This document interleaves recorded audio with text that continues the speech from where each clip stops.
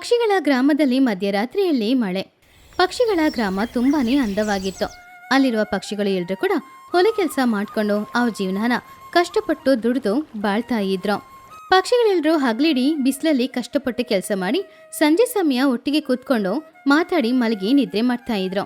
ಒಂದಿನ ಪಕ್ಷಿಗಳೆಲ್ಲರೂ ಯಾವಾಗ್ಲೂ ತರ ಹೊಲ ಕೆಲಸಕ್ಕೆ ಹೋದ್ರು. ಆ ದಿನ ಬಿಸಿಲು ತುಂಬಾನೇ ಜಾಸ್ತಿ ಇತ್ತು. ಆಕಾಶದಿಂದ ಬೆಂಕಿ ಕೆಳಗಡೆ ಬೀಳೋ ತರ ಇತ್ತು. ಎಲ್ರೂ ಕಷ್ಟಪಟ್ಟು ಕೆಲಸ ಮಾಡ್ತಾ ಇದ್ರು.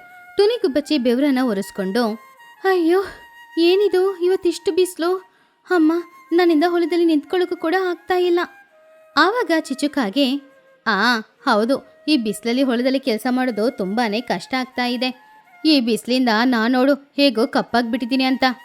ಹೌದೌದು, ಹೀಗೆ ಬಿಸಿಲಲ್ಲಿ ನಿಂತು ಕೆಲಸ ಮಾಡೋದಕ್ಕಿಂತ ಸ್ವಲ್ಪ ಹೊತ್ತು ನಾವು ವಿಶ್ರಾಂತಿ ತಗೊಂಡು ಆಮೇಲೆ ಬಂದು ಹೊಲದಲ್ಲಿ ಕೆಲಸ ಮಾಡ್ಬೋದು ತಾನೇ. ಚೋಟು ಹೇಳಿದ್ದು ನಿಜಾನೇ. ವ್ಯವಸಾಯ ಮುಖ್ಯನೇ, ಅದಕ್ಕಿಂತ ಮುಖ್ಯ ನಮ್ಮ ಆರೋಗ್ಯ. ಬನ್ನಿ ಎಲ್ರೂ ಮಾವಿನ ಮರದ ಕೆಳಗಡೆ ಕೂತ್ಕೊಂಡು ಸ್ವಲ್ಪ ವಿಶ್ರಾಂತಿ ತಗೊಂಡು ಆಮೇಲೆ ಬಂದು ಕೆಲಸ ಶುರು ಮಾಡೋಣ. ಹಾಗಂತ ಅಂದ್ಕೊಂಡು ಪಕ್ಷಿಗಳು ಎಲ್ರೂ ಕೂಡ ಹೊಲದ ಪಕ್ಕದಲ್ಲಿದ್ದ ಮಾವಿನ ಮರದ ಕೆಳಗಡೆ ಹೋಗಿ ಕೂತ್ಕೊಂಡ್ರು. ಮಕ್ಕಳು ಬುಜ್ಜಿ ಗುಬ್ಬಚ್ಚಿ, ಚಿನ್ನುಕಾಗಿ ಹಾಗೂ ಬನ್ನುಗಿಳಿ 3 ಜನ ಆ ಮರದ ಕೆಳಗಡೆ ತುಂಬಾನೇ ತಂಪಾಗಿರೋದ್ರಿಂದ ಅಲ್ಲೇ ಆಟಾಡೋಣ ಅಂತ ಅಂದ್ಕೊಂಡ್ರು. ಅಮ್ಮ, ಇಲ್ಲಿ ಎಷ್ಟು ತಂಪಾಗಿದೆ ಅಲ್ವಾ, ಆದ್ರೆ ಹೊಲದಲ್ಲಿ ಕೆಲಸ ಮಾಡೋದು ತುಂಬಾನೇ ಕಷ್ಟವಾದ ವಿಷಯ.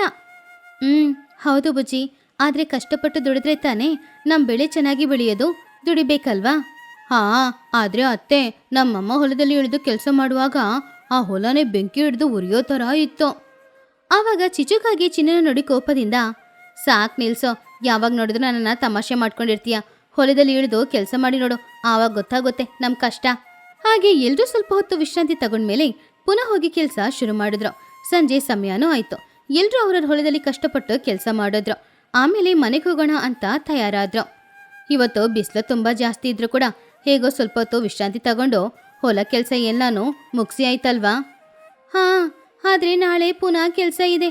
ನನ್ನ ಹೊಲದಲ್ಲಂತೂ ತುಂಬಾನೇ ಕೆಲಸ ಜಾಸ್ತಿ ಇದೆ. ಹಾಗೆ ಪಕ್ಷಿಗಳೆಲ್ಲರೂ ಮನೆಗೆ ಬಂದ್ರು. ಯಾವಾಗ ತರ ಮರದ ಕೆಳಗಡೆ ನಿಂತ್ಕೊಂಡು ಮಾತಾಡ್ತಾ ಇದ್ರು. ಆವಾಗ ಚೋಟಿಗಿಳಿ ಎಲ್ರಿಗೂ ಬಿಸಿ ಬಿಸಿ ಟೀ ಹಾಕಿ ತಗೊಂಡ್ ಬಂದ್ ಕೊಟ್ಲು. ಎಲ್ರೂ ಆಯಾಸದಿಂದ ಇರ್ತೀರ ಅಲ್ವಾ, ಈ ಟೀ ಕುಡೀರಿ, ಸ್ವಲ್ಪ ಆಯಾಸ ಹೋಗುತ್ತೆ. ತುಂಬಾ ಥ್ಯಾಂಕ್ಸ್ ಚೋಟು, ನಿಜವಾಗ್ಲೂ ಈ ಟೀ ಕುಡಿದ್ರೆ ಸ್ವಲ್ಪ ತಲೆನೋವು ಕಡಿಮೆ ಆಗುತ್ತೆ. ಹೊಲದಲ್ಲಿ ಕೆಲಸ ಮಾಡಿ ಮಾಡಿ ತಲೆ ನೋವಾಗ್ತಾ ಇದೆ. ಹೌದೌದು, ಇವತ್ತೇ ಬಿಸಿಲು ಇಷ್ಟು ಜಾಸ್ತಿ ಇದೆ ಅಂದ್ರೆ ನಾಳೆ ಎಷ್ಟು ಬಿಸಿಲು ಇರುತ್ತೋ ಏನೋ. ಎಷ್ಟೇ ಬಿಸಿಲಿದ್ರು ಕೂಡ ಹೊಲದಲ್ಲಿ ಹೋಗಿ ನಾವೆಲ್ಲರೂ ಕಷ್ಟಪಡ್ಲೇಬೇಕು ಅಲ್ವಾ? ಹಾಗೆ ಅನ್ಕೊಳ್ಬೇಡ ಚಿಚು, ಕಷ್ಟಪಟ್ಟು ದುಡಿಯೋರಿಗೆ ಆ ದೇವರು ಯಾವಾಗ್ಲೂ ಸಪೋರ್ಟ್ ಮಾಡ್ತಾನೆ. ನಮಗೂ ಕೂಡ ಸಪೋರ್ಟ್ ಮಾಡ್ತಾನೆ ನೋಡು. ಹೌದೌದು, ನಿಜಾನೇ. ಮೊದಲು ಎಲ್ರೂ ಚೋಟು ತಗೊಂಡ್ ಬಂದಿರುವ ಟೀನ ಕುಡೀರಿ. ಹೌದು, ನಾಳೆ ಬೆಳಿಗ್ಗೆನೆ ಹೊಲದಲ್ಲಿ ಕೆಲಸ ಇರುತ್ತೆ. ಇವಾಗ್ಲಾದ್ರೂ ಸ್ವಲ್ಪ ಹೊತ್ತು ಸಂತೋಷವಾಗಿ ಮಾತಾಡೋಣ. ಹಾಗಂತ ಹೇಳಿ ಎಲ್ರೂ ಟೀ ಕುಡಿದು ಸುಮಾರು ಹೊತ್ತು ಮಾತಾಡಿ ಆಮೇಲೆ ಸಮಯ ಆಯ್ತು ಅಂತ ಮನೆಗೆ ಹೋದ್ರು. ಮಕ್ಕಳು ಕೂಡ ಅಲ್ಲೇ ಸ್ವಲ್ಪ ಹೊತ್ತು ಆಟಾಡಿ ಸಮಯ ಆಗಿದ್ರಿಂದ ಮನೆಗೆ ಹೋಗಿ ಊಟ ಮಾಡಿ ಮಲಗಿ ನಿದ್ರೆ ಮಾಡಿದ್ರು. ದೊಡ್ಡವರು ಎಲ್ರೂ ಕೂಡ ಊಟ ಮಾಡಿ ಮಲಗಿ ನಿದ್ರೆ ಮಾಡಿದ್ರು. ಹಾಗೆ ಎಲ್ರೂ ನೆಮ್ಮದಿಯಿಂದ ಮಲಗಿ ನಿದ್ರೆ ಮಾಡ್ತಾ ಇದ್ದಾಗ ಮಧ್ಯರಾತ್ರಿಯ ಸಮಯ. ಆಕಾಶದಲ್ಲಿ ಬದಲಾವಣೆ ಶುರುವಾಯಿತು. ಅಲ್ಲಿವರೆಗೂ ನಿಶಬ್ದವಾಗಿದ್ದ ಆಕಾಶ ಮಿಂಚು ಗುಡುಗು ಶಬ್ದದೊಂದಿಗೆ ತುಂಬಾ ಭಯಂಕರವಾಗಿ ಕಾಣಿಸ್ತಿತ್ತು. ಜೋರಾಗಿ ಮಳೆ ಸುರಿಯೋಕ್ಕೂ ಶುರುವಾಯಿತು. ಆ ಮಳೆ ಬರುವ ಶಬ್ದಕ್ಕೆ ಪಕ್ಷಿಗಳು ಎಲ್ರೂ ಕೂಡ ಎಚ್ಚರವಾದ್ರು. ಆವಾಗ ಟುನಿ ಆ ಮಳೆನ ನೋಡಿ, ಅಯ್ಯೋ ದೇವ್ರೆ, ಇದೇನು ಮಳೆ ಈ ಸಮಯದಲ್ಲಿ? ಇಂಥ ಮಳೆನ ನಾನು ನೋಡಿದ್ದೇ ಇಲ್ವಲ್ಲ? ಬುಜ್ಜಿ ಹೆದರ್ಕೊಂಡೆ, ಅಮ್ಮ ಏನಮ್ಮ ಇಷ್ಟು ಜೋರಾಗಿ ಮಳೆ ಬರ್ತಾ ಇದೆ? ಈ ಮಳೆನ ನೋಡಿದ್ರೆ ಏನಾದ್ರೂ ಆಗುತ್ತೋ ಏನೋ ಅಂತ ನನಗೆ ಭಯ ಆಗ್ತಿದೆಮ್ಮ. ಹೆದರ್ಬೇಡ ಬುಜ್ಜಿ, ಏನೂ ಆಗಲ್ಲ. ಮಳೆ ವ್ಯವಸಾಯ ಮಾಡೋಕ್ಕೋಸ್ಕರ ಬರ್ತಾ ಇದೆ ಅಷ್ಟೇ. ಹಾಗಂತಿದ್ದಾಗ ಈ ಕಡೆ ಚಿಚುಕಾಗಿ ಆ ಮಳೆನ ನೋಡಿ ತುಂಬಾನೇ ಹೆದರ್ತಾ ಇದ್ಲು. ಅಯ್ಯೋ, ಮಳೆ ಜೋರಾಗಿ ಬರ್ತಾ ಇದೆ, ನನ್ನ ಹೊಲದಲ್ಲಿರುವ ಬೆಳೆಗಳೆಲ್ಲ ಏನಾಗುತ್ತೋ ಏನೋ. ದೇವ್ರೇ, ಇವಾಗ ಈ ಮಳೆ ಯಾಕೆ ಬರ್ತಿದ್ಯೋ ಏನೋ. ಅಮ್ಮ, ಮಳೆ ಬರೋದು ಒಳ್ಳೇದು ತಾನೇಮ್ಮ. ವ್ಯವಸಾಯ ಮಾಡೋಕ್ಕೆ ಮಳೆ ನೀರು ತುಂಬ ಮುಖ್ಯ ಅಲ್ವಾ? ನಿಜಾನೇ ಕಣೋ, ಆದರೆ ಇಷ್ಟು ಜಾಸ್ತಿ ಬಂದರೆ ನನ್ನ ಹೊಲ ನೀರಲ್ಲಿ ಆಮೇಲೆ ಮುಳುಗೋಗುತ್ತೆ.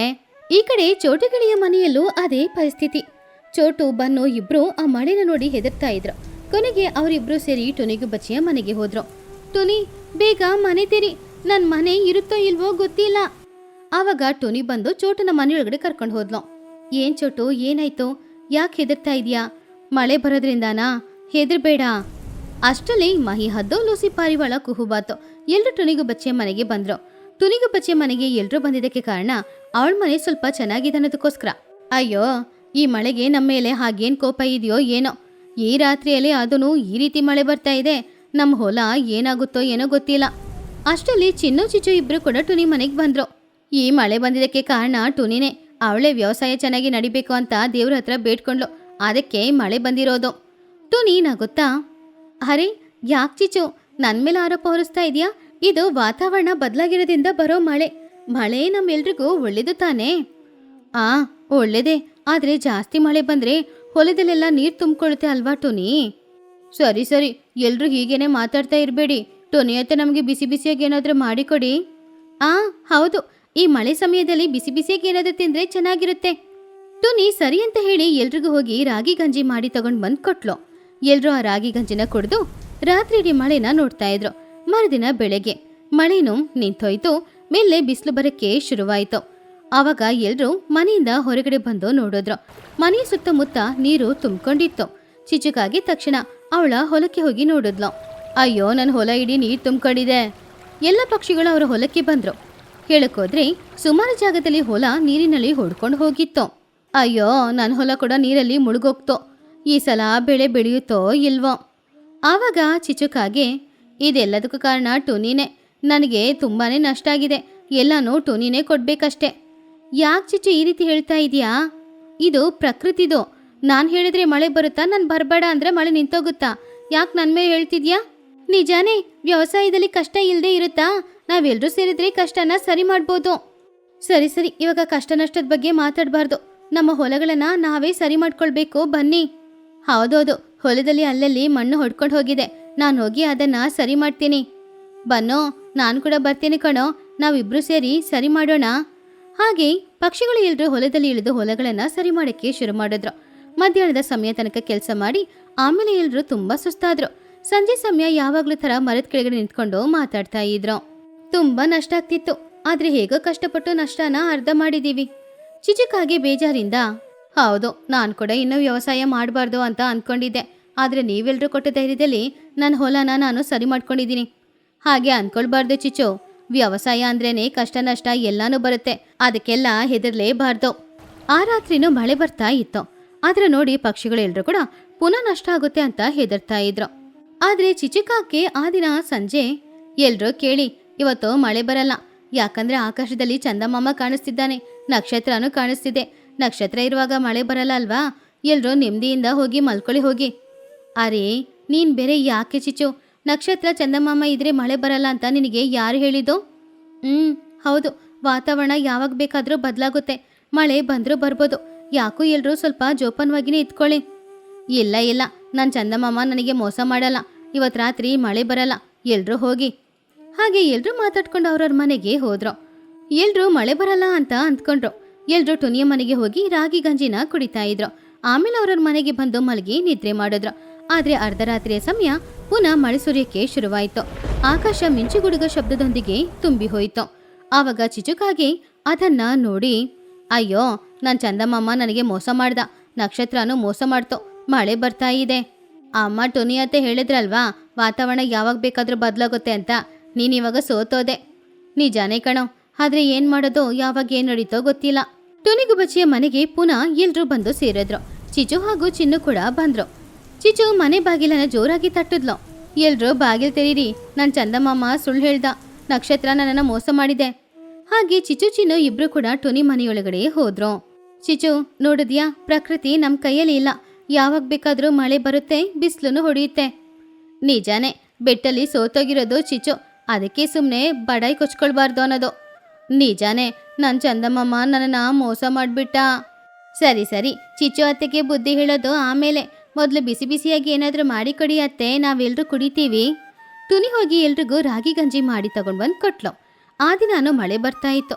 ಎಲ್ರೂ ಟುನಿಯ ಮನೆಯಲ್ಲೇ ಕೂತ್ಕೊಂಡಿದ್ರು. ಪುನಃ ಹೊಲ ಇಡೀ ನೀರು ತುಂಬಿಕೊಳ್ತು. ಎಲ್ರೂ ಮರುದಿನ ಹೋಗಿ ಹೊಲನ ಸರಿ ಮಾಡ್ಕೊಂಡ್ರು. ಹೀಗೆ ವ್ಯವಸಾಯದಲ್ಲಿ ಎಷ್ಟೇ ಕಷ್ಟ ಬಂದರೂ ಒಬ್ರಿಗೊಬ್ರು ಸಹಾಯ ಮಾಡಿಕೊಂಡು ಸಂತೋಷವಾಗಿ ಬಾಳ್ತಾ ಇದ್ರು. ಪಕ್ಷಿಗಳು ಬಾಳ್ತಾ ಇದ್ದ ಊರಿನಲ್ಲಿ ಮಳೆ ಬರಲಿಲ್ಲ. ಆದ್ರಿಂದ ನೀರಿಗೆ ತುಂಬಾನೇ ಕಷ್ಟ ಆಗ್ತಿತ್ತು. ಮಳೆ ಸರಿಯಾಗಿ ಬರಲಿಲ್ಲ ಅನ್ನೋದ್ರಿಂದ ಕೊಳ ನದಿಯಲ್ಲೂ ಕೂಡ ನೀರು ಕಡಿಮೆನೇ ಇತ್ತು. ಆದ್ರೆ ವ್ಯವಸಾಯ ಮಾಡಕ್ಕೆ ಬೇಕಾದಷ್ಟು ನೀರು ಆ ಊರಲ್ಲಿ ಇರಲಿಲ್ಲ.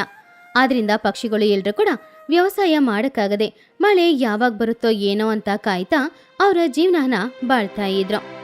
ಮಕ್ಕಳನ್ನ ನೋಡ್ಕೊಳ್ಳೋಕ್ಕೂ ಮನೆ ಖರ್ಚಿಗೂ ಕೂಡ ಹಣ ಇಲ್ಲದೆ ಪಾಪ ಪಕ್ಷಿಗಳೆಲ್ಲರೂ ಕಷ್ಟಪಡ್ತಾ ಇದ್ರು. ಹೀಗೆ ದಿನಗಳು ಹೋಗ್ತಾ ಇತ್ತು. ಆದ್ರೂ ಕೂಡ ಮಳೆಯಂತೂ ಬರ್ಲೇ ಇಲ್ಲ. ಪಕ್ಷಿಗಳೆಲ್ಲರೂ ಬೇಜಾರಲ್ಲಿದ್ರು.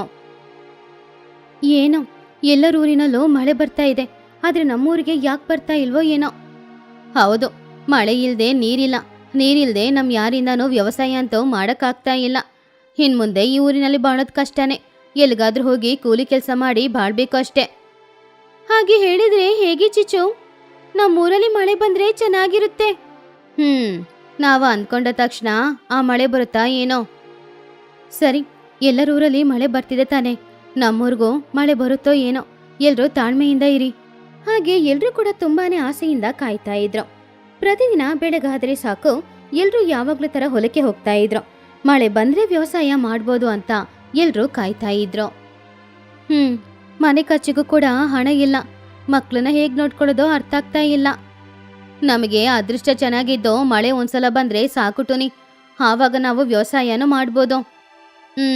ಹೌದು, ನೋಡೋಣ. ವ್ಯವಸಾಯ ಮಾಡಕ್ಕೆ ಒಂದ್ಸಲ ಮಳೆ ಬಂದ್ರೇನೆ ಸಾಕು. ಆದ್ರೆ ಆ ಮಳೆ ಬರ್ಬೇಕಲ್ವಾ? ಆ ನಂಬಿಕೆಯಲ್ಲೇ ಎಲ್ರೂ ಇರೋದು.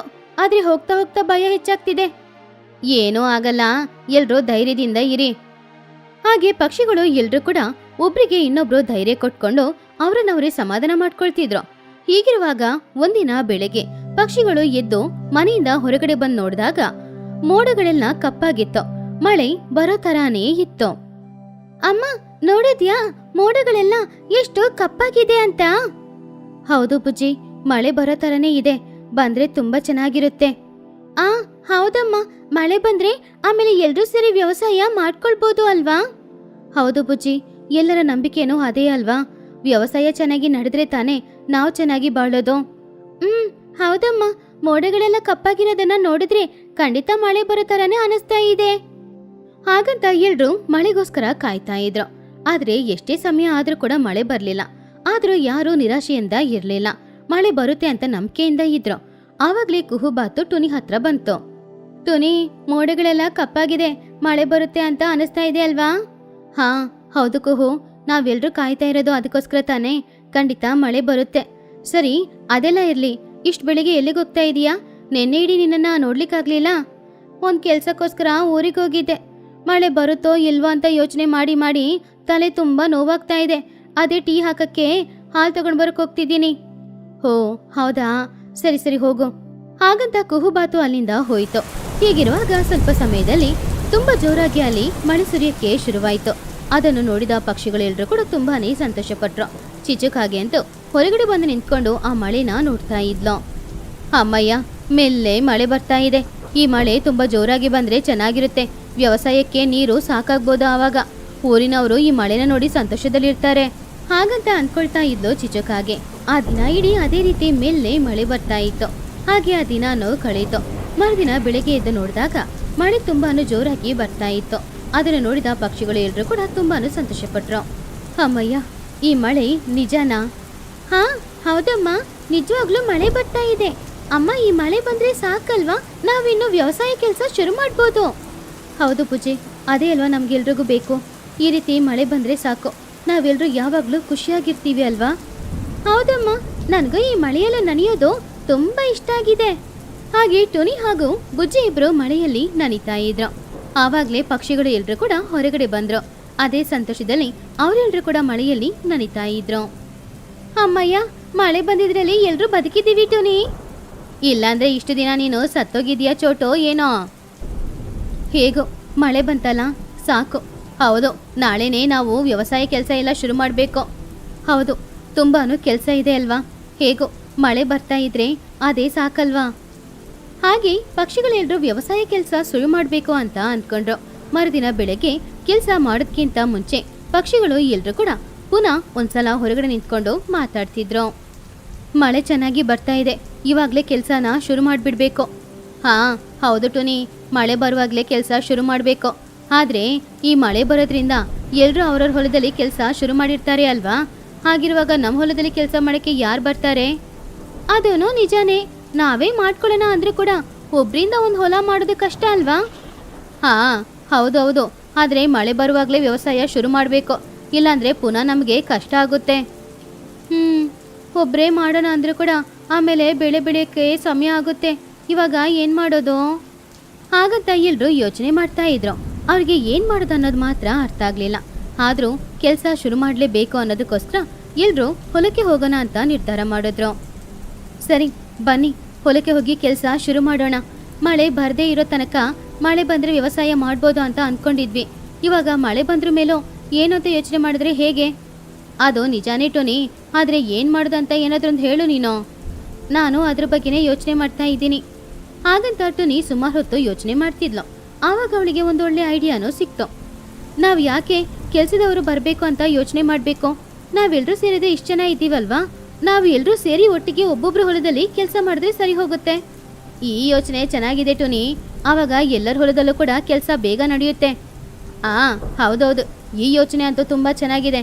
ಒಬ್ಬೊಬ್ರು ಹೊಲದಲ್ಲಿ ಎಲ್ಲರೂ ಸೇರಿ ಕೆಲಸ ಮಾಡಿದ್ರೆ ಆವಾಗ ಎಲ್ಲರ ಹೊಲದಲ್ಲೂ ಕೂಡ ಚೆನ್ನಾಗಿ ಬೆಳೆ ಬೆಳೆಯುತ್ತೆ. ಮತ್ತೆ ಇನ್ನೇನು ಯೋಚನೆ ಮಾಡ್ಕೊಂಡು ಮಾತಾಡ್ತಾನೆ ಇದ್ದೀರಾ? ಬನ್ನಿ ಬನ್ನಿ, ಎಲ್ಲರ ಹೊಲದಲ್ಲಿ ಕೆಲಸ ಮಾಡೋಕ್ಕೂ ಸುಮಾರು ಸಮಯ ಬೇಕು ಅಲ್ವಾ? ಹಾಗೆ ಎಲ್ಲರೂ ಸೇರಿ ಹೊಲದಲ್ಲಿ ಕೆಲಸ ಮಾಡೋದಕ್ಕೋಸ್ಕರ ಹೋದ್ರು. ಒಬ್ಬೊಬ್ರು ಹೊಲದಲ್ಲಿ ಎಲ್ಲರೂ ಮಾತಾಡ್ಕೊಂಡು ನಗಾಡ್ಕೊಂಡು ಚೆನ್ನಾಗಿ ಕೆಲಸನೂ ಮಾಡ್ತಾ ಇದ್ರು. ಚಿಚು, ಕೆಲಸ ಮಾಡ್ಬೇಕು ಅಂತ ಶುರು ಮಾಡಿದ್ರೆ ಸರಿಯಾಗಿ ಮಾಡ್ಬೇಕು, ಅರ್ಧಂಪರ್ಧ ಅಲ್ಲ. ಓಹೋ, ಬಂದ್ಬಿಟ್ಲು ಹೇಳಕ್ಕೆ. ನಿನಗಿಂತ ನಾನು ಚೆನ್ನಾಗಿನೇ ಕೆಲಸ ಮಾಡ್ತೀನಿ. ಅರೆ, ಕೆಲಸ ಶುರು ಮಾಡಿದ್ವೋ ಇಲ್ವೋ, ಅಷ್ಟು ಬೇಗ ಇಬ್ರು ಜಗಳ ಮಾಡಕ್ಕೆ ಶುರು ಮಾಡಿದ್ದೀರಾ? ಅವರಿಬ್ರು ಜಗಳ ಮಾಡಿಲ್ಲ ಅಂದ್ರೇನೆ ಆಶ್ಚರ್ಯ. ಮಾಡೋದ್ರಲ್ಲಿ ಏನು ಆಶ್ಚರ್ಯ ಇದಕ್ಕೂ? ಸರಿ ಹೋಗಿ ಈ ಎತ್ತುನ ಕರ್ಕೊಂಡು ಬನ್ನಿ, ಹೊಲನ ಉಳುಮೆ ಮಾಡಬೇಕು ಅಲ್ವಾ? ಹಾಗೆ ಎಲ್ಲರೂ ಹೋಗಿ ಎತ್ತನ್ನ ತಗೊಂಡು ಬಂದು ಅವರ ಹೊಲನ ಉಳುಮೆ ಮಾಡೋಕ್ಕೆ ಶುರು ಮಾಡಿದ್ರು. ಆವಾಗಲೂ ಮಳೆ ಬರ್ತಾನೆ ಇರೋದ್ರಿಂದ ಎಲ್ಲರೂ ಖುಷಿಯಾಗಿ ಕೆಲಸನ ಮಾಡ್ತಾ ಇದ್ರು. ಹಾಗೆ ಎಲ್ಲರೂ ಅವ್ರವ್ರ ಹೊಲದಲ್ಲಿ ತುಂಬಾನು ಸಂತೋಷವಾಗಿ ಕೆಲಸ ಮಾಡ್ತಾ ಇದ್ರು. ಇನ್ನೂ ಜಾಸ್ತಿ ಮಳೆ ಬಂದರೆ ತುಂಬ ಚೆನ್ನಾಗಿರುತ್ತೆ ಅಲ್ವಾ? ಇನ್ನೂ ಜಾಸ್ತಿ ಮಳೆ ಬಂದರೆ ನಾವೆಲ್ಲರೂ ಹೇಗೆ ಕೆಲಸ ಮಾಡೋದಕ್ಕೂ? ಅದೂ ನಿಜಾನೇ. ಮಳೆಯಲ್ಲಿ ನನಿತಾ ಆರೋಗ್ಯ ಹಾಳಾದರೆ ಆಮೇಲೆ ವ್ಯವಸಾಯ ಕೆಲಸ ಮಾಡೋಕ್ಕೆ ಯಾರಿದ್ದಾರೆ? ಜಾಸ್ತಿ ಮಳೆ ಬರಬಾರ್ದೇನೋ. ಬಂದರೆ ನೀರಿಗೆ ಕೊರತೆ ಇರಲ್ಲ ಅಲ್ವಾ? ಕೊರತೆ ಇರಲ್ಲ, ಇವಾಗಲೂ ಕೊರತೆ ಇಲ್ಲ ಕುಹು. ನೆಲ ಎಲ್ಲ ಒದ್ದೆಯಾಗಿದೆ, ವ್ಯವಸಾಯ ಮಾಡ್ಬೋದು. ಹಾಗೆ ಎಲ್ಲರೂ ಸೇರಿ ಒಬ್ರು ಹೊಲದ ನಂತರ ಇನ್ನೊಬ್ರು ಹೊಲದಲ್ಲಿ ಅಂತ ಕೆಲಸ ಮಾಡ್ತಾ ಇದ್ರು. ಹಾಗೆ ಗೆಳತಿಯರು ಎಲ್ಲರೂ ಒಟ್ಟಿಗೆ ಕೆಲಸ ಮಾಡೋದ್ರಿಂದ ಅವರೆಲ್ಲರೂ ತುಂಬಾನು ಸಂತೋಷವಾಗಿದ್ರು. ಹೀಗೆ ಎಲ್ಲರೂ ಒಟ್ಟಿಗೆ ಸೇರಿ ಕೆಲಸ ಮಾಡುವಾಗ ಸಮಯ ಹೋಗೋದೇ ಗೊತ್ತಾಗ್ತಿಲ್ಲ.